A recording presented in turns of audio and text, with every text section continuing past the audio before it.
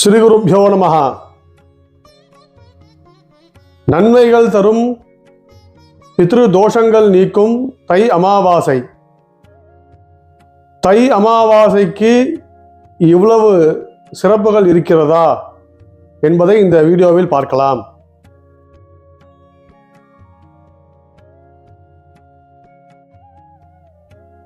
ஒவ்வொரு அமாவாசையுமே மிகவும் சிறப்பான நாள். அதுவும் இப்பொழுது வரக்கூடிய தை அமாவாசை பிப்ரவரி மாதம் 9ஆம் தேதி 2024 அன்னைக்கு வர்றது. உத்தராயணம் பிறந்த உடனே வரக்கூடிய முதல் அமாவாசை இந்த தை அமாவாசை. அமாவாசை அப்படின்னாலே பித்ருக்களுக்கு உண்டான நாள். அன்னைக்கு பித்ரு வழிபாடு பண்றது மிகவும் அவசியமானது, மிகவும் பலன்கள் தரக்கூடியது. அதுவும் இப்போ வரக்கூடிய தை அமாவாசை இன்னைக்கு பித்ரு தர்ப்பணம் பண்ணணும். பித்ரு தர்ப்பணம் அப்படின்றது நம்மளுடைய கடமை மட்டும் இல்லை, கடனும் கூட. அப்பா அம்மாவால தான் நம்ம இந்த பூலோகத்துக்கு வந்திருக்கோம். அவ இந்த பூலோகத்துல இல்லைன்னா அவளுக்கு செய்யக்கூடிய ஒரு கடன் தான் இந்த பித்ரு தர்ப்பணம். இந்த பித்ரு தர்ப்பணமானது ஒவ்வொரு அமாவாசை அன்னைக்கும் தவறாமல் செய்ய வேண்டும். குறிப்பாக இந்த தை அமாவாசை அன்னைக்கு அவசியம் செய்ய வேண்டும். ஏன் பித்ரு தர்ப்பணம் பண்ணணும்? நம்ம அப்பா அம்மா தானே இறந்து போய் முன்னோர்களாக இருக்கிறார்கள். அவர்களுக்கு தர்ப்பணம் செய்யவில்லை என்றால் நம்மளுக்கு எந்த தோஷமும் வராது அப்படின்னு சொல்லிட்டு சில பேர் நினைப்பா. அப்படிலாம் கிடையாது. இந்த பூலோகத்தில் இருக்கிற வரைக்கும் தான் நம்மளுக்கு அப்பா அம்மா மனுஷ ரூபம் அப்படின்னு சொல்லுவா. அவர்கள் எப்பொழுது இறந்து போகிறார்களோ அப்பொழுது முதல் அவர்கள் பித்ரு ரூபமாக இருக்கக்கூடியவர்கள். நம்ம ஏதாவது தப்பு பண்ணினோம்னா அப்பா அம்மா திட்ட மாட்டா, கோச்சிக்க மாட்டா. ஆனா அந்த பித்ரு ரூபமாக இருக்கிறதுனால நம்மளுக்கு அவ கோச்சி காட்டாலும் நம்மளுக்கு அது தோஷமாக வந்து சேரும். இதுதான் சில பேர் ஜாதகத்துல பித்ரு தோஷம் அப்படின்னு சொல்லுவா. இந்த பித்ரு தோஷம் என்பது நம்மளுக்கு மட்டும் இல்லாமல் நம்மளுடைய சந்ததிகளையே பாதிக்கும். அப்படி அந்த பித்ரு தோஷம் வராம இருக்கணும்னா ஒவ்வொரு அமாவாசை அன்னைக்கும் தர்ப்பணம் பண்ணணும்.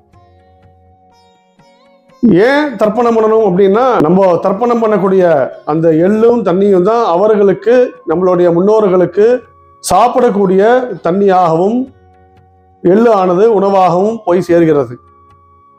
அப்படி இருக்கும் போது நம்ம அவர்களை பட்டினி போடக்கூடாது. அவர்களுக்கு உண்டான கர்மாக்களை நாம் தவறாமல் செய்ய வேண்டும். ஒவ்வொரு வருஷமும் அவர்களுக்கு திதி என்று தவசம் சார்த்தம் செய்ய வேண்டும். அப்படி செய்யலைன்னா அதுவும் நம்மளுக்கு தோஷமா வரும். பொதுவாகவே ஒவ்வொரு அமாவாசை அன்னைக்குமே நம்ம இறை வழிபாடு செய்கிறத விட பித்ரு வழிபாடு செய்வது மிகவும் உத்தமமானது. சில பேர் தினந்தோறும் வீட்டிலேயே பூஜை பண்றது அப்படின்னு சொல்லி ஒரு வழக்கம் வச்சிருப்பா.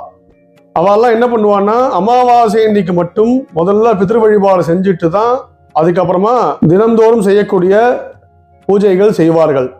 ஏன்னா அமாவாசை அன்னைக்கு முதல்ல பித்ரு காரியத்தை தான் செய்யணும், அப்புறம்தான் தெய்வங்களுக்கு உண்டான பூஜைகளை செய்ய வேண்டும் என்று சாஸ்திரங்கள் சொல்கிறது. அதனால ஒவ்வொரு அமாவாசை அன்னைக்குமே பித்ரு வழிபாடு செய்யணும். இப்பொழுது வரக்கூடிய இந்த தை அமாவாசை அன்னைக்கும் தவறாமல் தர்ப்பணம், முன்னோர்கள் வழிபாடு செய்து அனைவரும் பித்ருக்களின் ஆசைகள் பெற வேண்டும்.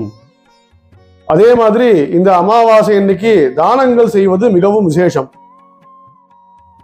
தானம்னா எல்லாருக்கும் அள்ளி கொடுக்கணும் அப்படின்றதெல்லாம் கிடையாது.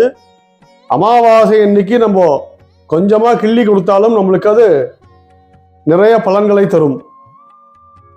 100 பேருக்கு அன்னதானம் பண்ணணும் அப்படின்றது அவசியம் கிடையாது. இருந்ததுன்னா தாராளமா பண்ணலாம். நம்மளால முடியல, ஒருத்தருக்கு தான் சாப்பாடு போட முடியும்னா தாராளமாக அந்த ஒருத்தருக்கு சாப்பாடு கொடுக்கலாம். நம்மளால முடிஞ்சது தானம் கொடுக்கலாம். இல்ல ஒருத்தருக்கு கூட சாப்பாடு என்னால போடுறது கஷ்டமா இருக்கும், அந்த அளவுக்கு வசதி இல்லை அப்படின்னா கவலையே வேண்டாம். பசுமாட்டுக்கு ஒரு வாழைப்பழம் கொடுத்தாலும் அதுவும் மிகவும் புண்ணியத்தை நம்மளுக்கு சேர்க்கும். இந்த அமாவாசை அன்னைக்கு பசுமாட்டுக்கு அகத்திக்கீரை, வெல்லம், வாழைப்பழம் போன்ற உணவு கொடுப்பது மிகவும் விசேஷம். ஒவ்வொரு அமாவாசை அன்னைக்குமே பசுவுக்கு உணவு கொடுப்பது மிகவும் சிறப்பானது. அதுவும் இந்த தை அமாவாசை அதிக பலன்கள் தரும். நம்ம பொதுவாகவே பசுமாடை கோமாதா அப்படின்னு சொல்லி பிரார்த்தனை பண்ணிட்டு இருக்கோம். அமாவாசை அன்னைக்கு இந்த பசுமாட்டுக்கு உண்டான உணவை கொடுக்கறது நம்மளுக்கு மகாலட்சுமியோடைய அனுகிரகமும் கிடைக்கும். நம்மளால முடிஞ்சதுன்னா கோபூஜையை பண்ணிட்டு உணவு கொடுக்கலாம். அப்படி முடியல அப்படின்னா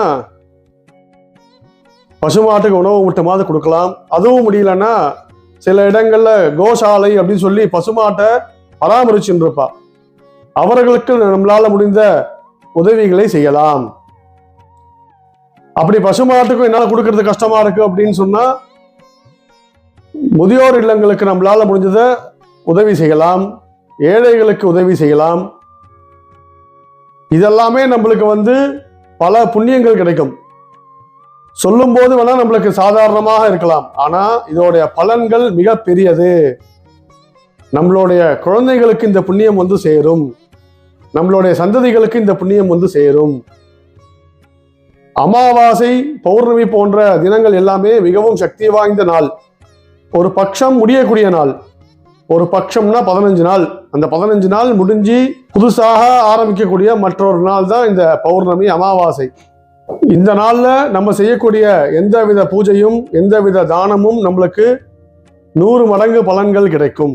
அதனால இந்த தை அமாவாசையை யாரும் தவற விடாம எல்லாரும் அனுசரித்து முன்னோர்களின் ஆசையை பெற்று கோமாதாவின் அருளை பெற்று வளமுடனும் நலமுடனும் வாழ நானும் பிரார்த்தனை செய்கிறேன். சர்வே ஜனாக சுகினோ பவந்து.